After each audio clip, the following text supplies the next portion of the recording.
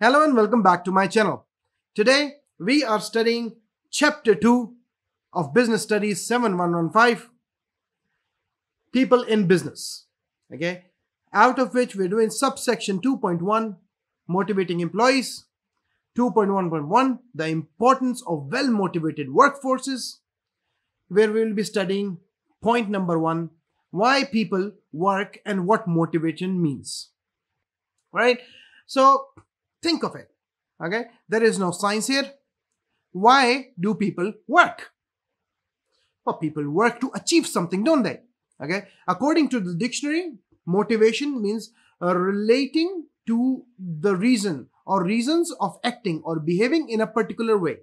Okay, second definition is designed to promote the desire and willingness to do or achieve something. Okay, so this is what the dictionary says. Okay, but think of it in the terms of why would you work? You would work, I don't know, maybe because you're hungry and you need some money. And how else are you going to get money if you don't work? Okay, so people work for a number of reasons. Okay, most of them work because they need to earn money to survive, right? While others work voluntarily for one reason or the other. Okay, people don't work voluntarily for a long time. They work for a short time, maybe to get some experience. Okay, to, for other reasons. Okay, to get some experiences, or maybe it is compulsory for you to work in a particular job after you get your degree, so you would work voluntarily just to gain some experiences. Motivation is the reason why people work, and it drives them to work better. Okay, so motivation drives them to work better. Therefore, managers try to find out motivation workers and use them to encourage workers to work more efficiently. What does working more efficiently means? Okay, means, for example, let's say you come to work, right? And you are happy with your work, and that is something you want to do, right? So you love your work. Okay, so if you love your work, which is highly improbable, but if you love your work, okay, you are happy, you want to go to your work, okay, then obviously you'll work better.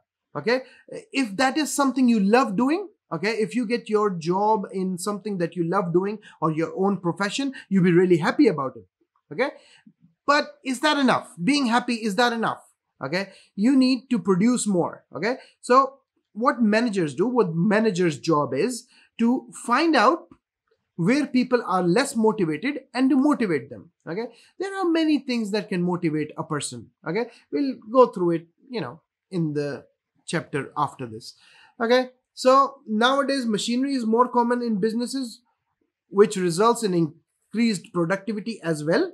However, the amount that is well motivated workforce can produce must still be recognized, since employees are a firm's greatest asset.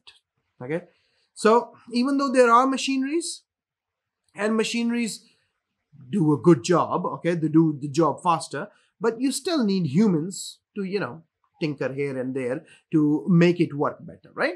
So, for example, if you're bored of your job, right? So what do? Well, you go for a coffee break, you go for a tea break. Every minute you're on a tea break or a coffee break, that is a minute wasted. Okay, so managers need to find what's wrong and how to fix it, right? So what does motivation mean? Motivation simply means the willingness to do the work. Okay, so if you are willing to do the job, okay, if you are motivated to do the job or willing to do the job, you do the job better. Okay, well, now the second point is the benefits of well-motivated workforce, right? In the terms of labor production, right? So if you are in a factory producing tables, for example, and you are well motivated, right? You're well motivated to do the job. Okay, maybe, for example, you're getting paid by the number of tables made. Okay, so you're well motivated because, if you finish the table, you get paid. If you don't finish the table, you don't get paid, right? So if it is that way, okay, then your production increases, right? Not always, but yes, it does. Okay, because money is the biggest motivator, is the biggest factor. Okay, so if you were to, let's say, if you needed if you got $100 for each table that you completed, okay, and for some reason, I don't know, you wanted $200 to maybe buy a car or buy a new mobile that came out, you make 2 tables, right? You make 2 tables, you go fast, okay, to make more tables so you can get the $200, so you can get the latest mobile and whatnot, right? So money becomes the biggest motivator, right? Now, the second part that the syllabus wants me to explain is reduced absences, okay? Reduced absences is very important. For example, in a workplace where, for example, you are responsible for a certain thing, right? For example, you are the manager, okay? No, not the manager. You are the engineer, and you have to pass something in order for it to be, in order for it to go ahead, right? And you are the, I don't know, the pharmacist, the drug inspector or something, and your sole responsibility is to pass the batch in order for the medicine production to go ahead. And let's imagine you are absent. What happens to this batch? Okay, this batch gets stuck. Okay, it gets stuck, and the company loses a lot of money because you didn't sign on it. Okay, all you have to do is sign on it. But if you are not motivated, right, you will be absent. Okay, sense of responsibility, you see.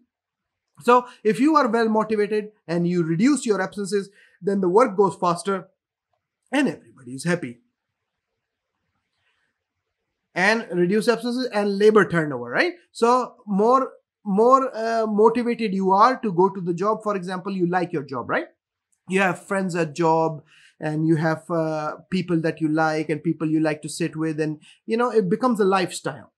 If it's your lifestyle and you love doing your work, okay, then you will be absent less, and when you're absent less, you get a better work turnover. Okay, managers have to make sure they have to plan the absences and all in order for everything to go smoothly, right? For example, something needs to be made and it needs 10 people to be made, and there are only 9 people. Okay, the work will still go ahead, right? 10 to 9 is not a very big ratio, but the work will go a bit slower, right?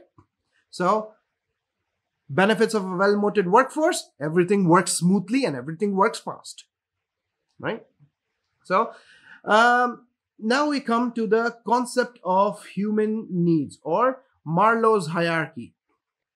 Maslow's hierarchy works like this, okay? There are 5 different stages, okay, of motivation, 5 different types of motivation, right? So the one doesn't supersede another one, right? So first you need the basic one, and then on and on and on, in order to get the most motivated workforce that you can get, right? So the first one he has is psychological needs, basic requirements for survival. So what is the first one? You need enough wages, okay, high enough to meet your weekly or monthly bills, right? So food, rest, recreation, and shelter. Okay, so for example, if you work in a place and you can't pay your rent, you're not getting paid enough to pay your rent, then why exactly are you working, right? You'll ask yourself sometime, you go like, why are you working, right? Because the wages are not high enough, then obviously there'll be a problem. Okay, so first of all, what we need is the wages to be high enough to meet your bills, right? So if your wages are high enough to meet your bill, then that is the first motivator, that if I work in this place and I get enough money to cover my bills, I will work, right? I will work with more motivation, because at least I know that my bills will be paid at the end of the month or end of the week or whatever. Okay, number 2 is security. Okay, job security. There are 2 types of securities, you see. Number 1 could be job security. Okay, for example, if I join a job and I am not sure whether I'll be working here after a year or not, right? I could be fired the next month, then I would not be very safe, right? That is one part of safety, that, like I want job security. I need to know that all my bills will be paid, right? So once all my bills are paid, I move to the next step, job security, where I know that my bills will be paid every month because, I have a contract or something, right? There is another point in here where security could come into play, where protection against danger, poverty, or fair treatment, right? So this could be one of the points. Like, for example, I need protection against danger, right? So if I am, like, say I'm working working as a bricklayer, okay, I need gloves, and I need glasses, and I need hard hats, and I need shoes, and I need working clothes. Why do I need all these? Okay, because I don't want to be damaged because of my work. Okay, for example, something falls on me and I am in the hospital for 1 month, right? So if I'm in the hospital for 1 month, or I'm permanently disabled, who is going to pay my bills, right? So this is job, okay? This is not my life, this is my job, okay? In my job, I don't want to get injured. If I get injured, who will do my work and how will I get paid, right? So number one is protection from danger. And then I need protection from poverty and fair treatment as well. Protection from poverty would be job security, right? So if I have job security, I would be protected from poverty because I'll be getting paid enough so I can pay my monthly bills. Okay. Now the last one is fair treatment. Okay. People need to treat you fairly. Okay. So for example, if you worked hard, you get a reward or something. If you didn't work hard, maybe you don't get that reward. Or employee of the month, and employee of the month gets paid a bit extra, because they're working hard and stuff. So fair treatment, okay, because you get all these awards and stuff. So there's kind of fair treatment where they treat you with respect and everything. That is, first you get paid enough, then you want respect, and you want job security, and you want physical security from danger. Okay, after all this is fulfilled, then you come to the next step, and the next step is social needs. Okay, what is a social need? After you have all these securities and all, and you've already moved to the third step, you now want the third step. What is the third step? The third step is when people work as a team. Okay, so friendship, a sense of belonging to the team. Imagine you go to the job for the first time, or you come to the school for the first time, and you don't know anybody. You don't actually belong there, do you? Then after a while, okay, you kind of develop friendships. Okay, so people at work are your friends now. Okay, so the more they support you, the more they like you, you like them, so you like going to job and all, right? So friendships, bond, right? That is important. Teamwork is important. Okay, then obviously you want teamwork. Okay, this is called social needs. After your social needs are met, then you go to esteem needs. Okay, esteem needs. What are esteem needs? Okay, being given recognition of a job well done. Okay, having status and recognition, achievement, independence. Okay, so when you do something very nicely, okay, and you're not recognized, people don't recognize you, okay, then your esteem needs are not met. When your esteem needs are not met, then you can't move forward. You're not happy, are you? Because you did a job very nicely, right? And obviously being recognized for a job is not always being paid more, right? Or being paid a bonus. Now, it could be an award, it could be employee of the month picture on the board, or it could be, I don't know, you getting an award. They call you on stage and go like, oh, this guy worked very nicely, and he did a very nice job or something. Or maybe you stand on a floor and call everybody, go like, come along, let me tell you about this guy who did excellent work and all, and everybody claps for him and stuff. So that is esteem needs. You have a sense of belonging to something, a sense of recognition, sense of status, right? So that is esteem needs. After you get this psychological needs, security needs, social need, esteem needs, then you come to the last one. Okay, what is the last one? Last one is self-actualization.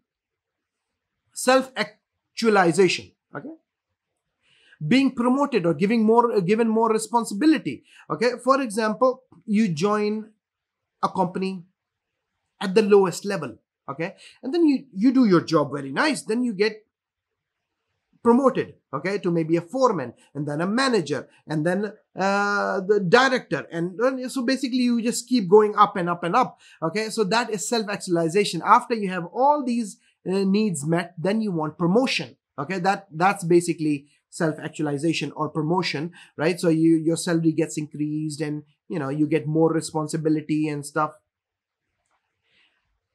Succeeding to put your full potential, feeling that you have done a good job, not just for financial and businesses recognize that more level of motivation are available for workers, the harder they will work.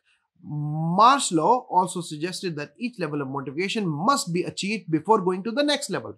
Okay, once one level of motivation is met, more of that will no longer motivate the employee. Okay, so if an employee is recognized, more of it, more recognition will not actually motivate him. It'll just be like, oh, there we go, I'm recognized again, right? So recognition, security, and all. More friends won't affect.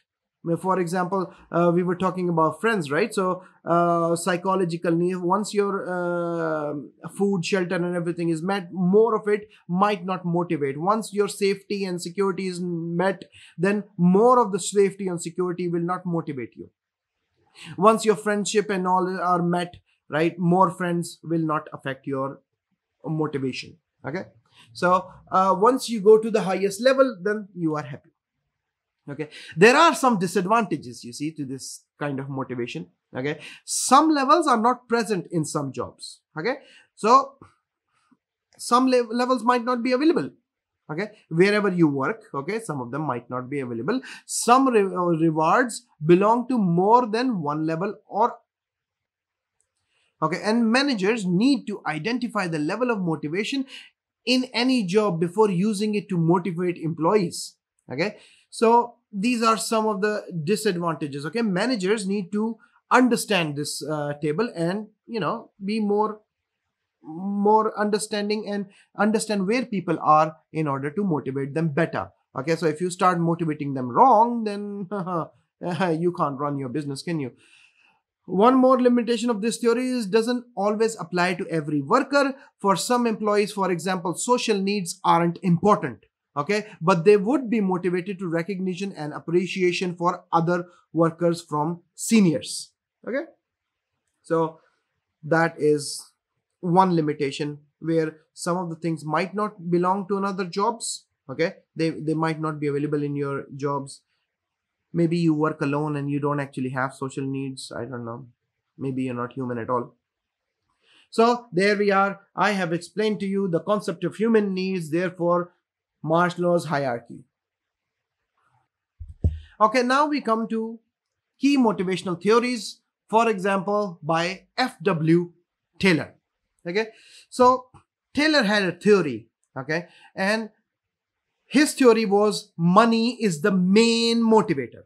Okay, if employees are paid more, they work more. Okay, work is broken down into simple steps, and more money is paid, which will increase the level of productivity an employee will achieve. Okay, the extra pay is less than the increased productivity.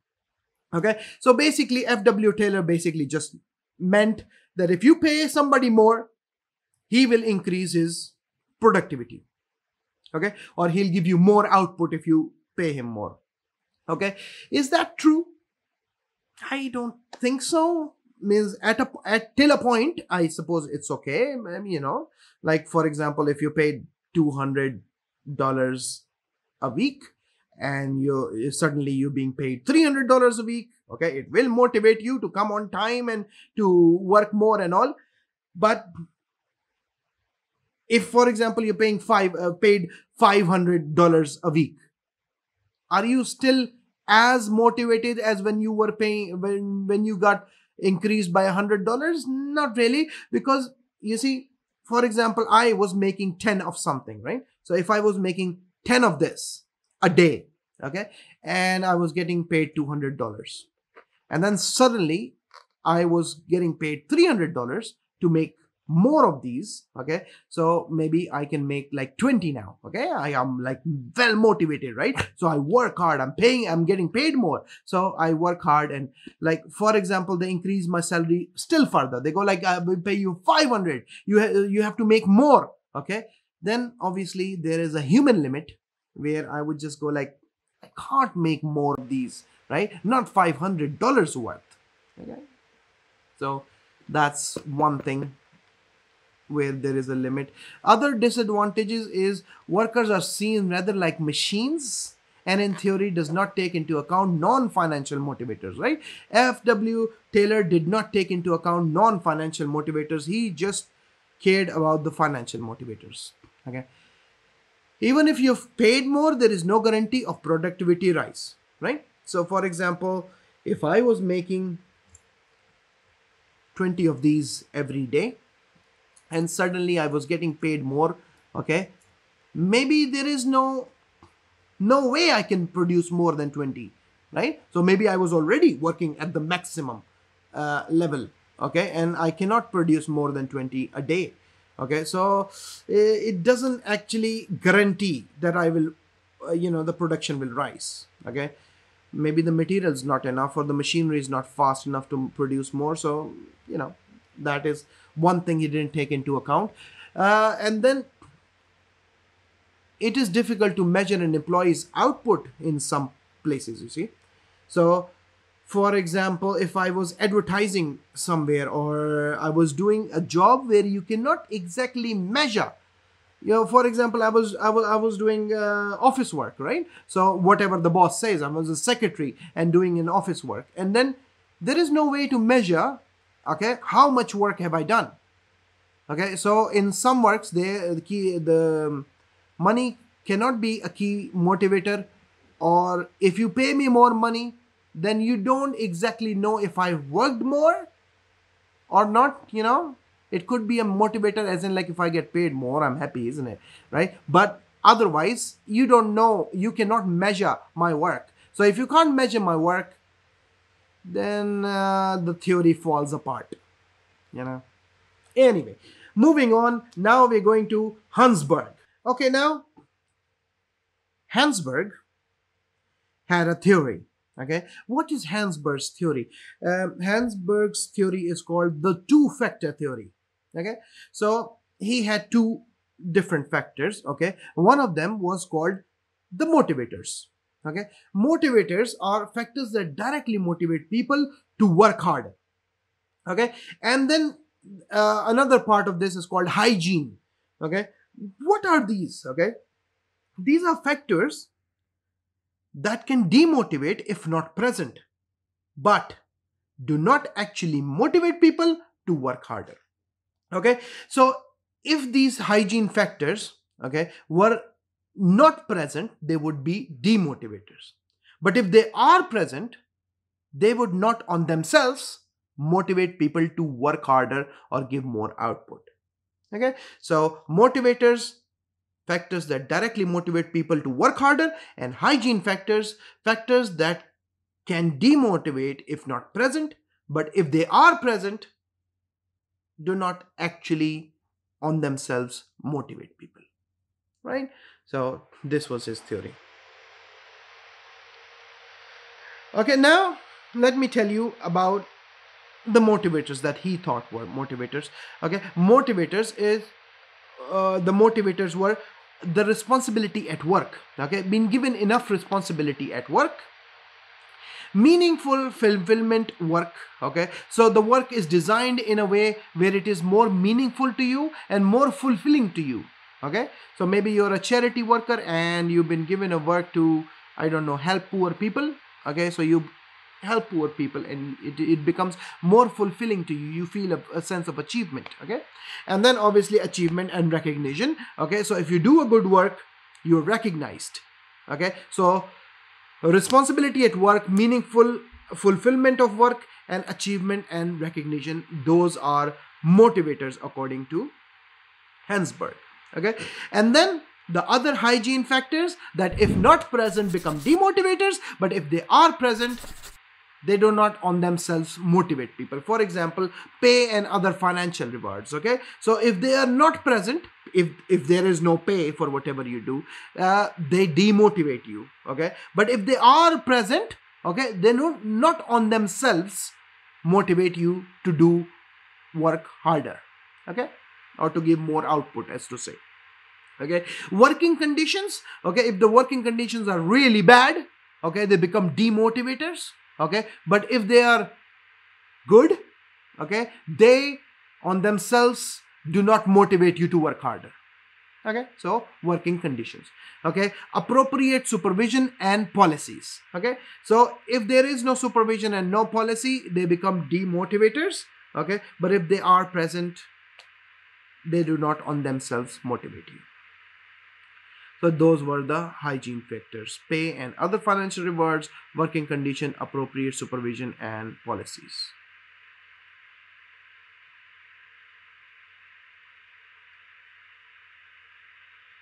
So basically, Herzberg said, motivate by using motivators.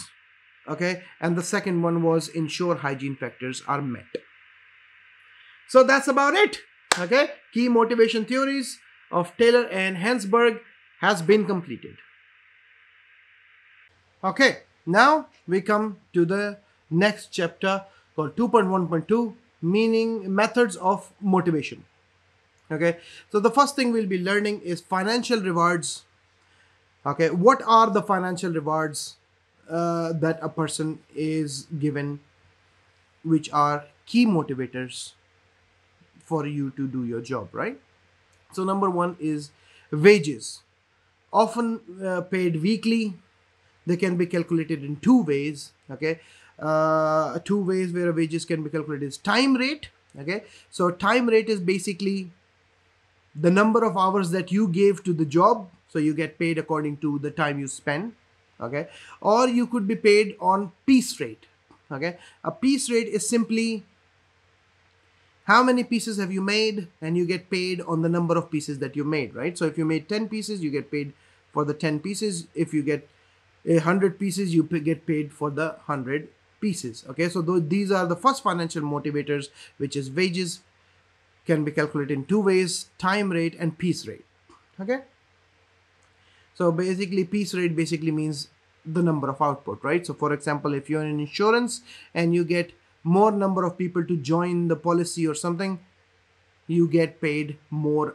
You get paid according to the number of people you call to the business. Okay, so second one that the company that the syllabus says is salary. Okay, salary is basically your wages that are paid monthly or annually.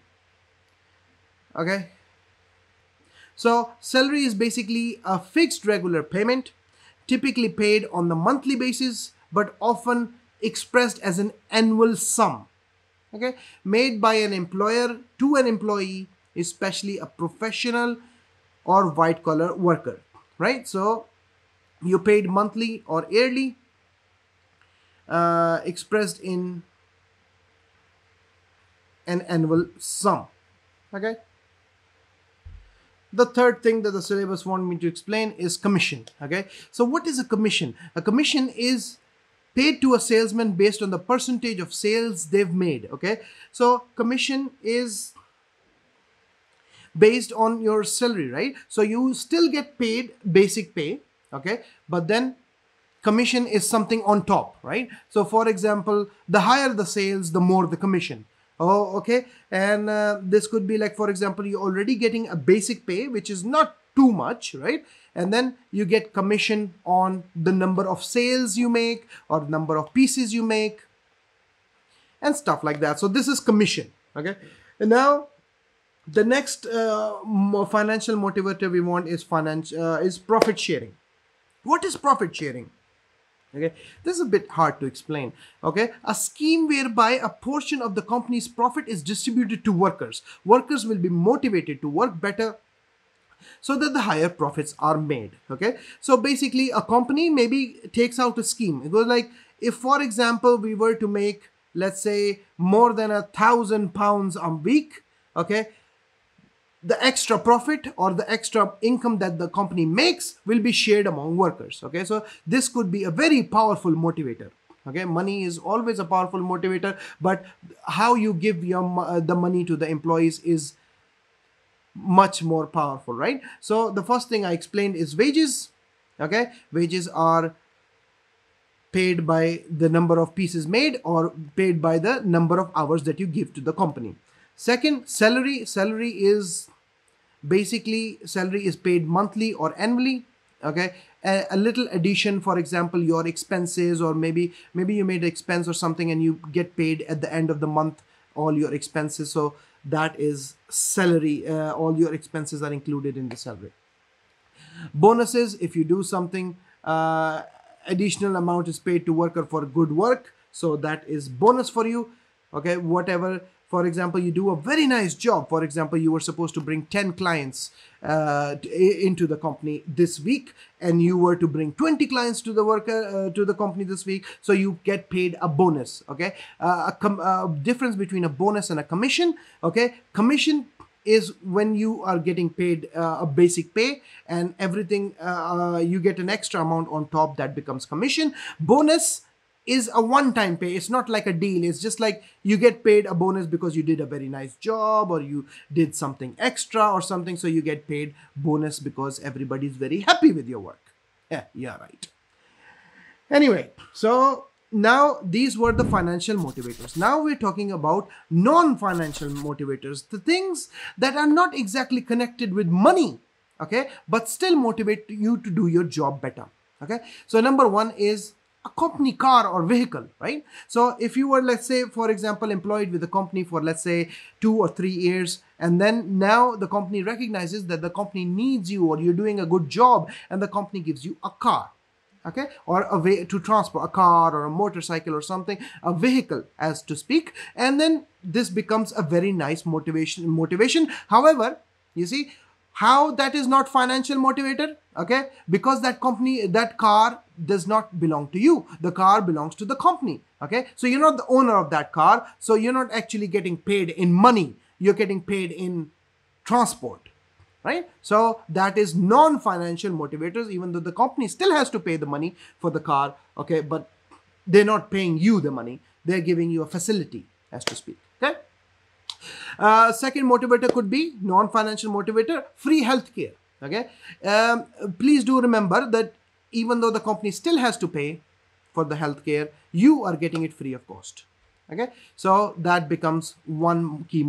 Another key motivator could be paying your children's education fees paid for you, right? That could become a key motivator, even though the company still has to pay for the motivation, okay, but you are not getting paid money for it, right? So your children's fees or whatever is paid for you, so that becomes a motivator, counted as non-financial, even though the company still has to bear the cost. Okay, free accommodation. Okay, for example, you were a manager for, like, let's say 10 years, and now you're getting free accommodation, a big villa where you can live out your life and enjoy yourself. How is that not a financial motivator? Because that villa does not belong to you. Okay, it belongs to the company, and if you were to retire or leave the job, you have to leave the villa or the housing that the company gave you anyway. Okay, so free accommodation is one of them. Okay, free holidays. Okay, free holidays is free holidays is a key motivator. Okay, for example, you were working very hard and you achieved a big target or something, and the company gives you and your family a free holiday. You know, go and enjoy and relax, and then come back to work. Okay, so free holidays, even though the company still pays for it, okay, but you're not getting paid, you get free holidays. Okay, you can't cash it in for money, you see. Either you go for the holiday or you don't go for the holiday, you don't get money for it. Okay, so that is a non-financial motivator. Discount on the firm's products. Okay, for example, whatever you're making, you get extra discount on it. Okay, for example, if the public gets 10% off or regularly, okay, you get 20, 25, 30% off if you were to buy the product that you're making by your own hands. Okay, so you make it and then you get a discount. So, you know, that is non-financial for you. Now the syllabus wants me to explain job enrichment, job rotation, teamwork, training, opportunities, for promotion. Okay, so let me explain that to you. Job enrichment. Okay, job enrichment is basically job rotation, as to speak. Like, for example, one day you're working here, the other day you're doing this, and another day you're doing that, so you don't get bored doing the same thing, right? So that could be a key motivator, where you do different jobs, and that is job enrichment. Okay, and the second one is job rotation. Job rotation involves workers swapping around jobs and doing each specific task for only a limited time and then changing around again. Okay, so that way, for example, if something is like hard work or something, you can switch. You have to do it only for a short while and then switch it with other people. So job rotation. Okay, number third is out of the non-financial motivators is teamwork. Okay, teamwork. A group of workers is given responsibility for a particular process, product, or development. They can decide as a team how to organize and carry out tasks. Okay, so when you are in a team, okay, you have a sense of responsibility. Okay, a team works together and gets a responsibility, and then maybe everybody in the team has different qualifications. Okay, and everybody does a part of something, right? So you think and design, the other guy, I don't know, puts in computer, and the other guy prints it out, and the third guy presents it, or something like that. Or maybe one guy is a designer or something. So you have a lot of rich knowledge between your group, and then you can share it and make a product. Okay, so that is team working. And then you feel a sense of being in a team, sense of being important in a team, you see. So that is one thing. Okay, number third is training, opportunity for training, right? So training, provide training will make workers feel that their work is being valued. Training also provides them opportunities for personal growth and development, thereby attaining job satisfaction. Okay, so if the company provides you with training, okay, that means the company likes you and the company wants you to work for them, and then you feel a sense of responsibility that the company is teaching you stuff and making you a better worker. So opportunities for training. For promotion, okay, opportunities of promotion. Okay, providing opportunities for promotion will get workers to work more efficiently and fill them with a sense of self-actualization and job satisfaction. Okay, so for example, if you know that you're going to achieve a bigger position than what you are having today, then you are well motivated, because if you work hard, you get promoted. When you get promoted, you get paid more. So promotion is a method of motivation, non-financial method of motivation. I don't see how that is non-financial if you're getting paid more, but anyway. Okay, now the last one is recommend and justify appropriate methods of motivation in a given circumstances. Okay, I can't help you with this, okay, but you can help yourself when we come to solving the papers. Okay, the paper will give you a situation and you would recommend financial and non-financial motivators, which I taught you just right now, which one to choose and how to use it. Okay, so that is something that we'll have to do later. Okay, so as I tell you in every chapter, okay, work hard, listen to what I'm saying, understand the topic. If you don't understand the topic, leave me a comment below. I will explain it again. If I was unclear about something, I will explain it again. If you don't understand something, I will explain again. If I cannot explain to you properly, I will make another video on it. Okay, I will make sure that you understand. I will make sure that you get the points and you do get an A grade. Okay, if you just listen to me, keep it in your brain. Okay, you don't need to make notes. I will put it in the descriptions down below. You don't need to work hard. Business is more about thinking, the style of thinking, rather than taking notes and putting it all down. I will keep teaching you. I expect a return. I expect you to, I don't know, maybe give me a comment telling me that if you gained something from this chapter or not. Okay. This is your host, Mohsen Bukhari, signing out.